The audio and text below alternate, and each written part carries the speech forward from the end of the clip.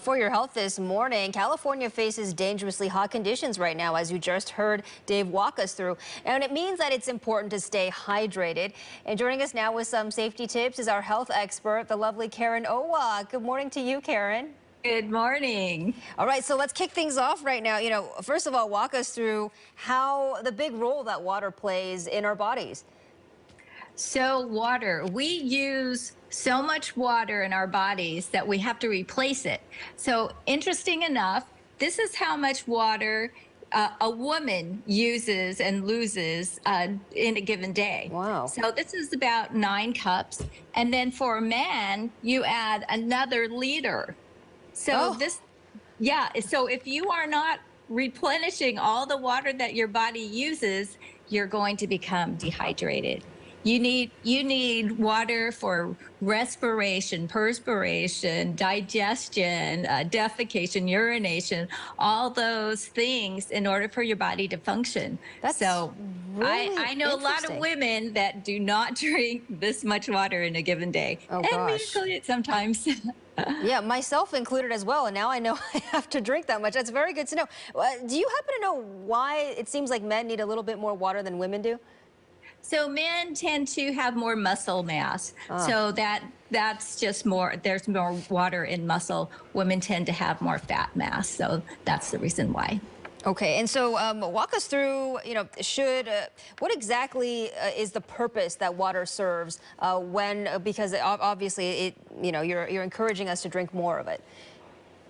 So first of all, your body needs oxygen. Your blood consists of water and solids.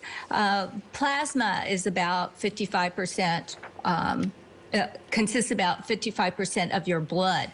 So plasma, think of this as your blood. And it's not my blood, it's some vegetable juice.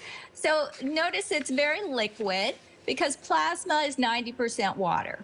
So it's very liquid. But when you become dehydrated, your blood loses water and it becomes very thick and viscous. So think of it like this. And when it becomes like this, it's going to be hard to circulate through your body. So your heart has to work harder. Blood pressure is going to be affected by not being able to get enough oxygen through. I have a lot of patients that have they come in, they exercise, so they're becoming dehydrated from that alone, but walking in dehydrated, and their blood pressure plummets, and then they pass out. And it becomes a very serious situation at that point. So make sure you keep your blood flowing with lots of water. Yeah, that's a very helpful visual there, Karen. And, what's your recommendation when it comes to sports drinks versus energy drinks? Tell us a bit about the difference as well.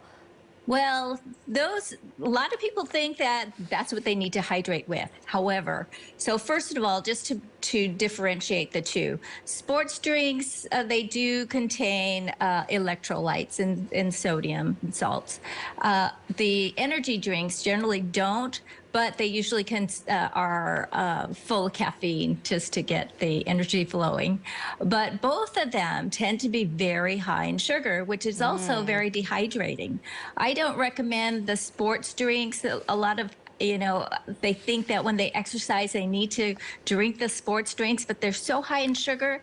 Generally, unless you're doing something very vigorous for an hour and a half, and especially in very hot weather, do you need those energy drinks. So it really sounds like the best bet when it comes to those sports drinks, I'm sorry. So it really sounds like the best bet you can take is filling yourself up with plain good old water. Good old water. Also, a green tea is also a good option too because of the antioxidants in it. You can have hot tea, or in this weather, you probably could have some cold ice, iced green tea, which is also very refreshing. Coconut water also has some electrolytes in it. And make sure that if you do drink coconut water, it's the one without the sweeteners. It's just plain coconut water. Very good. And given all these hot temperatures, we really want to raise awareness around this. But tell us, which groups are most at risk for dehydration and why? So we have the infants, the elderly, athletes, people that are overweight, particularly the elderly, especially because they don't recognize that they're dehydrated. Their thirst receptors just aren't firing, so they're not getting the signal that they're dehydrated. So they don't feel thirsty. So they are especially at risk. And if they're not eating a lot of food, they're not drinking enough, of course, but they're not eating enough because you get your fluids from food too. They are also going to tend to be dehydrated.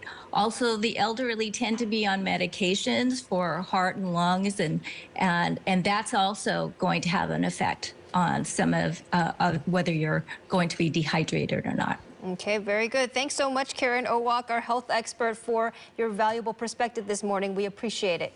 You're very welcome. Stay cool. Yes, stay cool, everybody. We'll be right back.